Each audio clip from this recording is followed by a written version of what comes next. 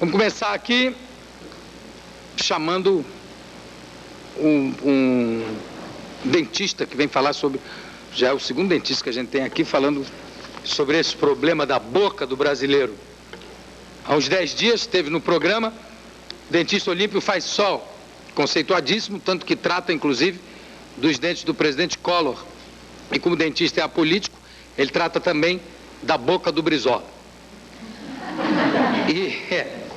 E ele falou mal do flúor. Hoje está aqui um dentista bioquímico especialista em flúor, que garante, o flúor não faz mal à saúde.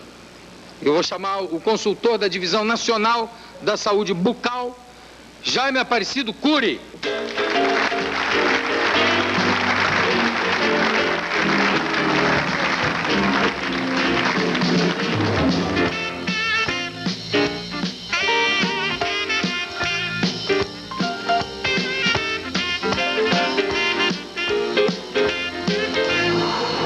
Isso aí é tudo documento ou é flúor? O que tem nessa maleta? Tem de tudo. Pouco de cada coisa. Ou isso aí é uma pasta sem flúor? Não, fluoretada. Fluoretada. O doutor Olímpio Faisal esteve aqui, falou do perigo do flúor na água, que pode ser prejudicial à saúde, atacar o esqueleto do ser humano, pode destruir, quer dizer, que teria que dar um banho no esqueleto, de não sei, de tempos em tempos, para corrigir o efeito danoso do flúor. Por que é que o Ministério da Saúde não aceita essa advertência? Bom, o Ministério não aceita por uma razão muito simples. Tudo é tóxico. O problema é a dosagem. Isso já é conhecido desde do século XVI, ano 1500, por Paracelso. Já disse isso, tudo é tóxico, o problema é a dosagem. O problema é que o flúor é usado em odontologia numa concentração adequada, em que você tem benefícios em termos de saúde bucal, que é o controle de cárie dental, sem nenhum risco à saúde geral. Mas ele deu aqui um exemplo, que foi visitar uma central de tratamento de água, que tinha lá um funcionário que disse, esse aparelho aí está quebrado há muito tempo, eu tasco um balde de flúor aí na água, a medida é um balde mais ou menos, fica tudo joinha. Isso não é uma coisa espantosa de acontecer no Brasil? Essa é uma denúncia muito grave, eu acho que vai ter que ser confirmada. Ele deveria dizer onde aconteceu isso e causou... Mas não é uma coisa causou surpresa, de causar surpresa no Brasil, causou surpresa, e nós temos dados aqui mostrando, por exemplo, dados de São Paulo de controle de fluoretação.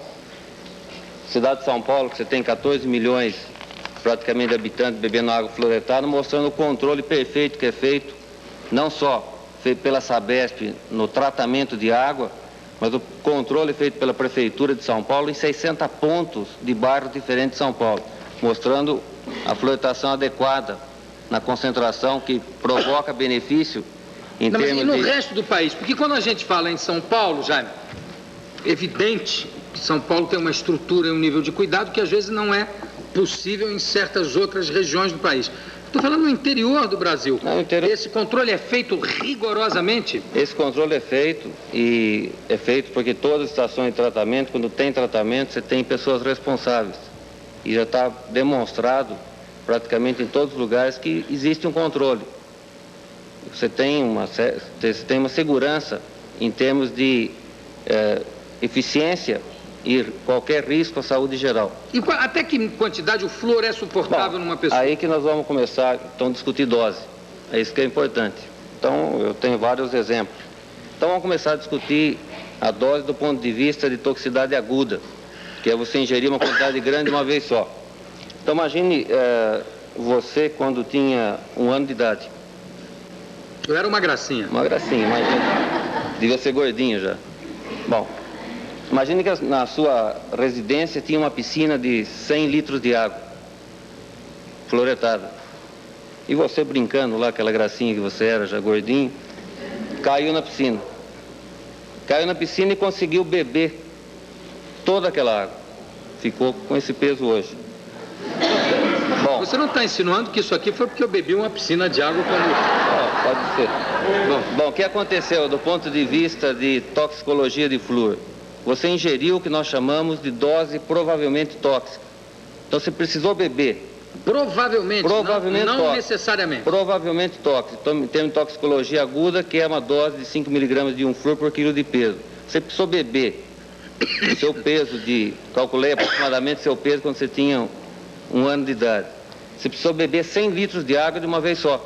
Ainda ingeriu a dose chamada provavelmente tóxica. Isso dá a segurança do flúor do ponto de toxicologia aguda.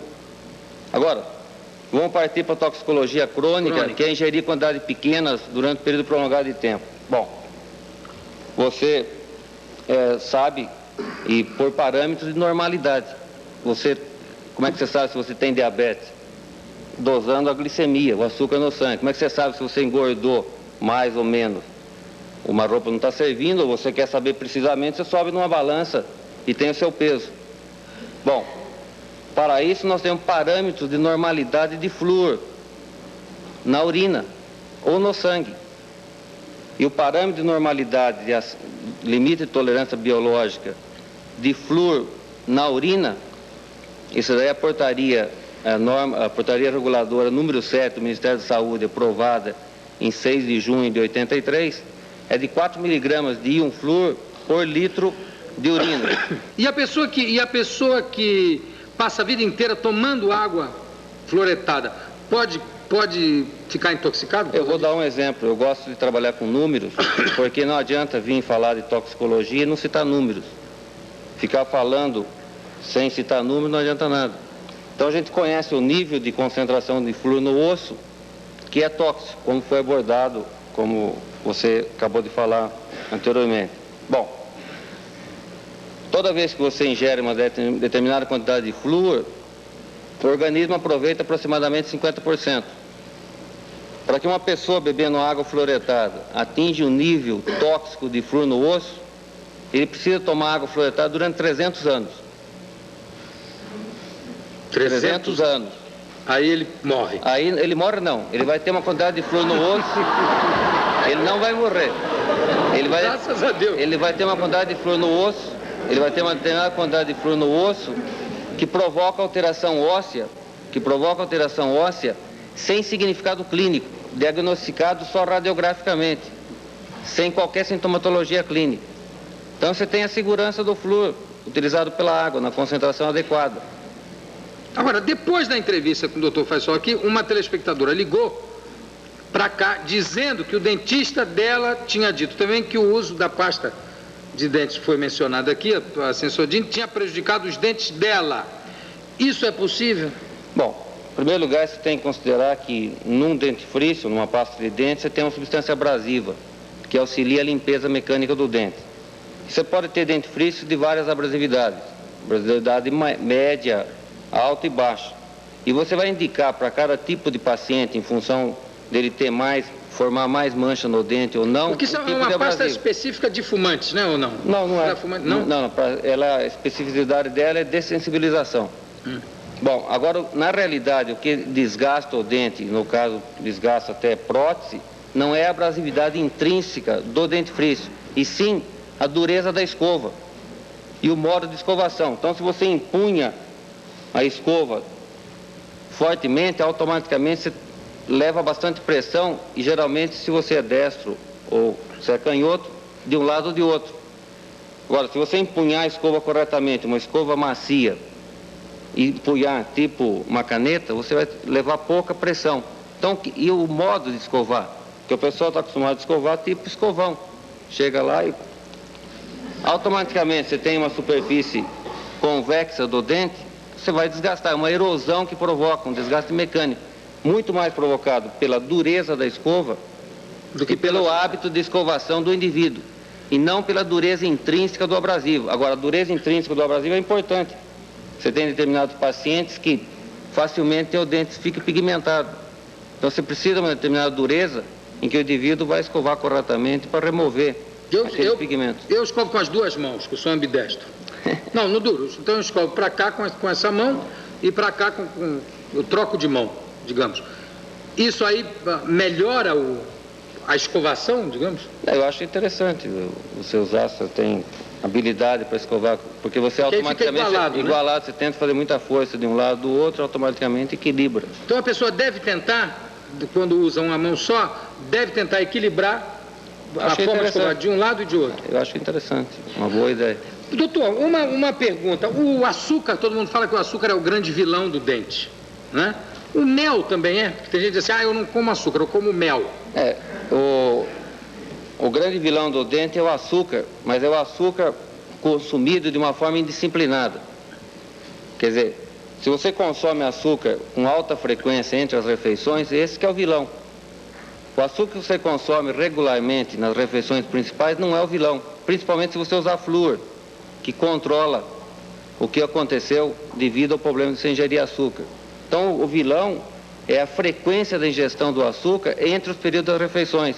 Agora, o mel é tão cariogênico quanto o açúcar. Por que ele não é cariogênico como o açúcar? Porque ninguém consegue ingerir mel na frequência que ingere açúcar. Ou você conhece alguém que consegue comer 10 colheres de mel por dia? Nem abelha. Ninguém. Agora, em animal de laboratório, se você colocar mel para o animal de laboratório comer, não der outra coisa, é obrigado a comer mel. E daí você tem cárie e demonstra a mesma coisa. E no Japão, é verdade que a incidência da cárie é igual ao Brasil? Esse é um fato importante. Então, houve, no passado, a única fonte de flúor significativa em termos de cárie era a agregação ao tratamento de água, a fluoretação da água. Isso no passado, até 1970. A partir de 70, a maioria dos países industrializados desenvolvidos acrescentou flúor aos seus dentifrícios. E o que se observou também, a semelhança da fluoretação de água, um declínio de cárie, altamente significativo. De tal maneira que, no passado, antes de 70, se podia diferenciar nos Estados Unidos uma cidade com água fluoretada e não fluoretada, assim como na Europa, hoje já não está sendo possível. Por quê? Tendo ou não água fluoretada, como a população usa flúor de outra maneira, praticamente eles têm o mesmo declínio, mesma prevalência de cárie. No Japão, eles não têm água fluoretada, porque por causa dos problemas do mercúrio de Minamata, eles têm problemas com mercúrio, de medo. Então eles não usam água fluoretada e não agregaram o flúor dentifrício. O que aconteceu? O país altamente industrializado e desenvolvido, um país que aplica em educação, em termos de dieta, em termos de escovação, mas não usa flúor. Prevalência de cárie dental no Japão é igual ao do Brasil. Na França, outro país industrializado e desenvolvido, em que dentifrício fluoretado agora que começou a entrar no comércio, também a prevalência de cárie é bastante alta.